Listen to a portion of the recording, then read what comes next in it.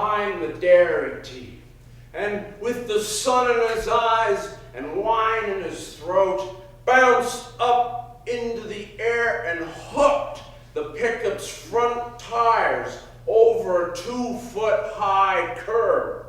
This spectacular move snugged the chassis to the curb with a bang. "Oh!" said Andy, tapping the accelerator and making things far worse. The pickup truck launched forward with the same sound of screaming metal Andy always heard in his nightmares regarding the gates of hell. The front wheels crashed to the earth while the rear wheels took to the air. The catalytic converter caught and stopped forward progress. The rear wheels spun. "Oh, I don't have 4-wheel drive," said Andy. And thereby, Andy's truck was stopped. Andy fumbled out his cell phone and called Penniforth Cove's only tow agency, but Sleepy Lou said Angus, the tow truck driver, was off celebrating his 33rd birthday. "Say birthday's Jesus, and he's well-oiled," said Sleepy Lou, easily as drunk as a poet his own self from the sound of him. "Angus is well-oiled, that is to say, not Jesus," added Sleepy Lou. "Jesus is in heaven." Andy clicked off his cell phone and marched sideways into the dairy tea. "I'm stuck on your overly high curb back there," Andy said. The teenager behind the counter only stared. Andy imagined he might smell whiskey on the teenager, but who could blame a teenager who had to work at the dairy tea anyway? That could have been himself Andy was smelling. So Andy marched next door from the dairy tea to the hardware store.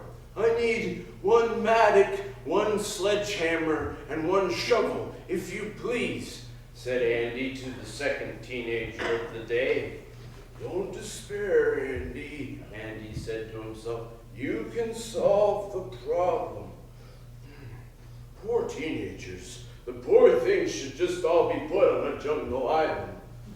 Acquiring his tools and thinking about Sleepy Lou and Angus, Andy then marched next door from the hardware store to the liquor store and bought a jumbo bottle of vodka, and then he marched back to the dairy tea and sat contemplating his blue pickup situation while drinking down the whole of the bottle. That was 3 hours killed. Then Andy took up the sledgehammer and knocked the entire curb to pieces and freed his blue pickup. Then he went back into the hardware store and returned the unused mattock and the unused shovel just before the hardware store closed. Then Andy went back into the dairy tea and bought what he'd come for in the first place, a waffle cone. Their surprisingly familiar tasting ice cream that they had always had advertised as being ice cream invented by one of Britain's most devious prime ministers. Andy sat in the pickup truck in the sun with the pickup truck doors open, there in the parking lot, cement wreckage everywhere around. He prodded the small paper bowl with the small pink spoon and ate the ice cream, really quite pleased with himself, actually.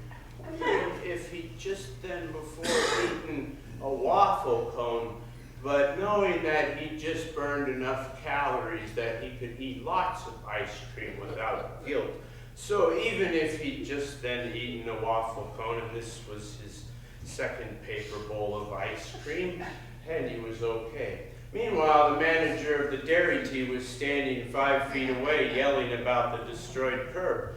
But Andy was so proud and content with himself because, after all, he'd solved the problem. He didn't hear the sound of the manager entirely.